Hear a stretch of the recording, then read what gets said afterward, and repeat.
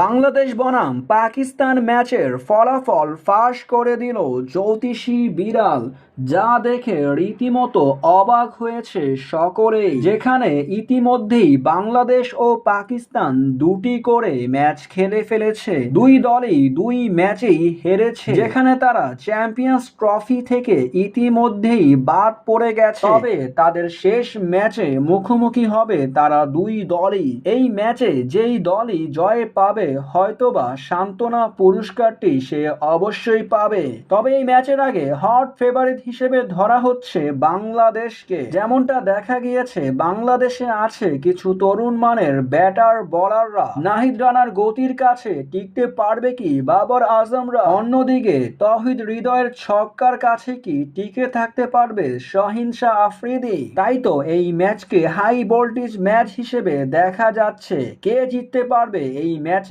তা আগেই ফাঁস করে দিল জ্যোতিষী বিড়াল। যেখানে দুই দেশের পতাকা রাখা হলে জ্যোতিষী বিড়ালটি বাংলাদেশকেই বেছে নেয়। তাহলে কি চ্যাম্পিয়ন্স ট্রফির শেষ ম্যাচটি বাংলাদেশ জিততে পারবে পাকিস্তানের কাছে?